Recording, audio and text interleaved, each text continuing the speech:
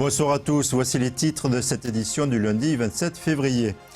Les Foires de Mars, édition 2012, c'est parti. L'inauguration s'est déroulée ce samedi, un rendez-vous attendu par les forains et les Aubois. Au programme des sensations fortes, nous ferons le tour des nouveautés. Un défilé de mode afin de défendre le patrimoine textile troyen. Cet événement s'est déroulé samedi dans une galerie d'art à Troyes. Nous entendrons les femmes qui ont participé à cette mise en scène originale. Enfin, l'un des cirques les plus célèbres du monde, au Cube à Troyes. Nous verrons comment le cirque de Pékin mêle théâtre et acrobatie durant son spectacle en tournée européenne.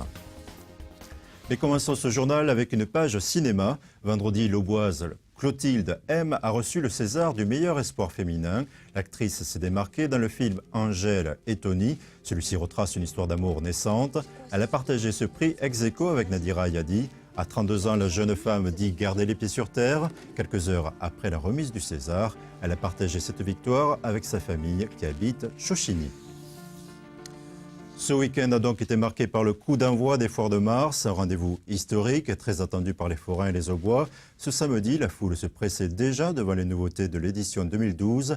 Attractions traditionnelles ou manèges de haute voltige, Damien Ardois a pu recueillir les premières sensations.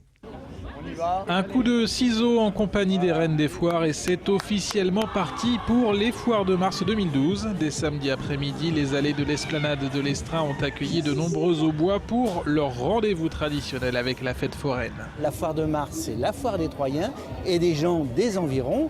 Et ça existe depuis pas mal d'années, on peut dire des centaines d'années. Donc ils l'apprécient et ils aiment ça. Cette année, 170 forains ont réussi à s'installer. Parmi les nouveautés, le New World XXL.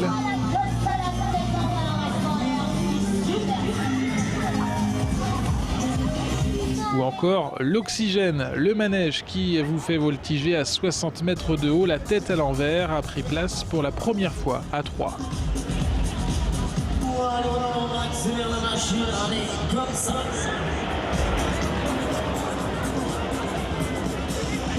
C'est d'ailleurs autour de ces usines à sensations fortes que les Aubois habitués des foires se pressent.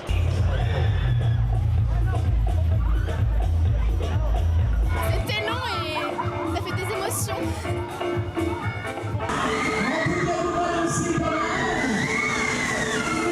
Celui-là était bien, celui-là était assez hard.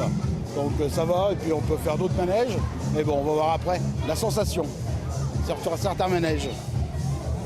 Et puis surtout avec les gaufres, les odeurs, ça emmène du monde et puis ça fait voir un peu ce qu'on peut avoir comme autre manège sur Troyes. Cette atmosphère des foires attire jusqu'à 250 000 personnes chaque année. Pour les forains également, le rendez-vous troyen reste incontournable dans le calendrier. Même les attractions les plus classiques séduisent le public. Pour moi, c'est un très bon rendez-vous.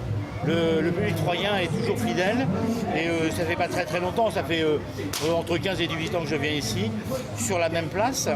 Et j'ai une clientèle qui me suit depuis que je suis arrivé ici et qui donc grandit chaque année. Heureusement que les traditions ne se perdent pas. Le classique, il n'y a pas de problème. Le Crévalon reste dans des métiers classiques et donc à ce moment-là, on a une clientèle qui se suit. Et c'est ainsi parti pendant près d'un mois. Les manèges de cette foire de mars 2012 vont tourner jusqu'au dimanche 18 mars. Voilà, amusez-vous bien. Durant l'inauguration, à noter de ces foires de mars, samedi après-midi, les salariés de l'entreprise Sodi Médical ont défilé et distribué des tracts. Ils ont pris à partie le maire adjoint, Jackie Morin, pour manifester leur désarroi. Les salariés de cette entreprise de Plaincy-l'Abbaye n'ont pas reçu leur salaire depuis 5 mois. Actuellement, leur lutte continue devant les tribunaux, une procédure longue, d'où l'idée de ne pas sombrer dans l'oubli et de faire entendre leurs revendications auprès des élus et du grand public. Il y a beaucoup de monde qui se promène, tout le monde ne prend pas le journal. Les informations régionales ne sont pas suivies tous les jours. Il y a peut-être des gens qui ne connaissent pas notre conflit. Vous avez une demande particulière, par exemple pour le maire? Le maire, c'est le ministre de l'économie. Oui. Donc pourquoi pas que M. Barouin ne nous ferait pas un prêt à taux zéro? On ne demande pas qu'on nous décroche la lune aujourd'hui.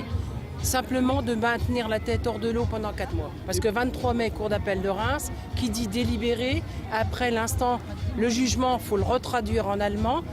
Donc les salaires, pour nous, on met les limites assez larges, on voit pour jusque fin juin. Peut-être pourquoi pas une avance sur salaire remboursable après. Les prêts d'honneur, ça existe. On est ouvert à tout. Du football à présent, vendredi, au stade de l'Aube, l'Estac s'est imposé 2-1 face au Mans. Les 2 buts troyens ont été marqués durant la première mi-temps, le premier par Cáceres, le deuxième par Marcos, on va le voir dans un instant.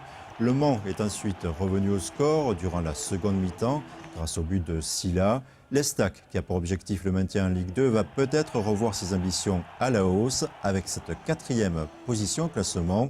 L'entraîneur Jean-Marc Furlan l'a évoqué au micro de David Mutel. On est à 38 points et qu'on n'est pas loin de nos 43-44 points et on est très heureux pour ça et on creuse l'écart. Mais on ne peut pas s'empêcher, on y pense tous. Je vous l'ai déjà dit ici en point presse. C'est pas parce qu'on dit qu'on veut se sauver, qu'on veut construire le club, qu'on n'est pas ambitieux. Notre ambition, c'est pas compliqué, c'est d'être les meilleurs de la Ligue 2. Donc d'être les meilleurs et de faire partie des 20 clubs, des meilleurs clubs français, c'est notre ambition. Sinon, c'est pas la peine que je bosse pour ça. Le club a déjà connu ça, on l'a déjà fait, pourquoi on ne le referait pas? Autre événement, un défilé de mode dans une galerie d'art. Samedi, le lieu d'exposition L'Arrivage à Troyes a vu défiler des tenues d'inspiration des années 50. Ces créations prouvent que la cité troyenne compte encore des passionnés de couture et de création de prêt-à-porter. Damien Ardo a pu rencontrer ces femmes qui défendent, à leur manière, le patrimoine textile troyen. Le temps d'une soirée, la ville de Troyes a oublié ses centres de marque pour redevenir la capitale de la couture. À l'origine du défilé, cette gérante d'un magasin de la rue Turenne. Une culture ne peut pas disparaître parce que maintenant, autrefois, il y avait de la création, maintenant on a mis la masse et les gens dépensent l'argent qu'ils n'en ont pas. Alors quand on achète quelque chose de qualité, ça reste et voilà.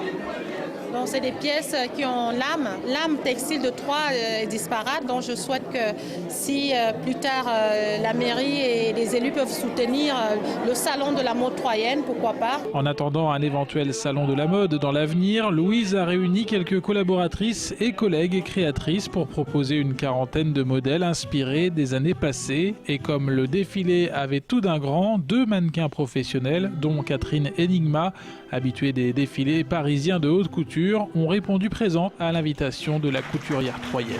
J'étais heureuse d'être là, vraiment très agréable de pouvoir sortir aussi un peu de Paris. Donc c'est vraiment bien que d'autres villes que Paris puissent aussi mettre en avant leurs créateurs. L'esprit français, ça reste quand même l'élégance et donc la création de mode. Donc outre Paris, je trouve ça très bien que des villes comme Troyes puissent effectivement aussi mettre en avant un certain style. Je trouve que Louise a vraiment quelque chose qu'on retrouve plus de nos jours sur les podiums actuels, dans un esprit vraiment couture, peut-être un peu rétro, un peu vintage, mais qui vraiment fait la différence. Ce style différent fait référence aux modes des années 20, 50, voire 80, pour montrer que ces vêtements correspondent à la femme d'aujourd'hui, à la femme de tous les jours même.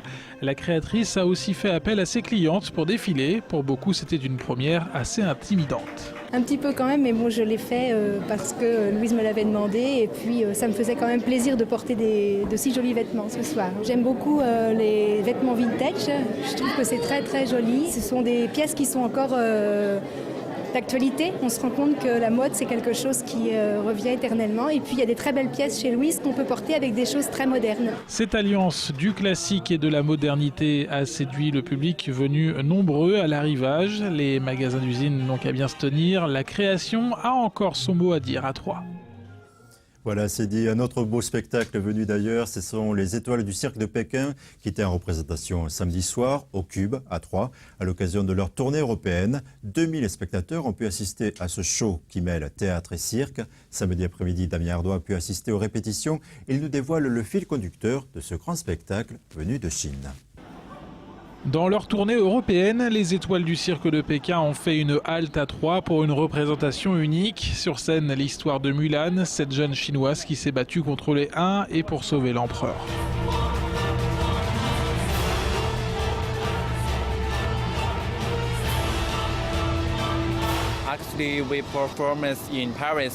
Nous avons réalisé ce spectacle pendant 2 mois à Paris et nous avons maintenant 2 mois de tournée partout en France avant la Belgique et la Suisse. Je pense que le public aime notre show parce qu'il s'agit d'une ancienne légende, l'histoire de Mulan, et c'est vraiment intéressant pour eux. Une histoire de Mulan revisitée à travers des acrobaties, des jonglages ou des prestations sur des mâts pendulaires. Le spectacle mêlant théâtre, comédie musicale et cirque propose 11 numéros. C'est toute une ambiance qui est proposée au public.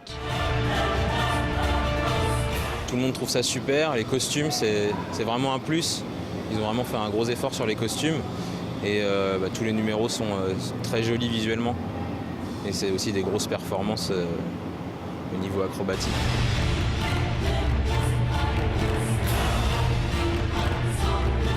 Des performances réalisées par une troupe de 41 Chinois originaires de Chongqing, des artistes qui se sont produits 2 mois à Paris sous un chapiteau à la pelouse de Reuilly.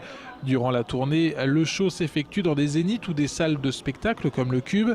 Les étoiles du cirque de Pékin dépoussièrent ainsi l'image traditionnelle du cirque. Ça s'adresse un peu à tout le monde, c'est pas que pour les enfants, c'est aussi pour les adultes, ça peut parler à plein de monde. C'est assez large quoi. C'est pas du cirque traditionnel, il n'y a pas d'animaux.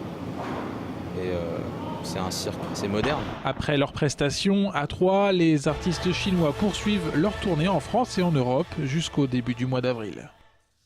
Voilà, c'est la fin de cette édition. Rendez-vous demain 19h30 pour un nouveau journal sur Canal 32, présenté par Damien Ardois. Au revoir.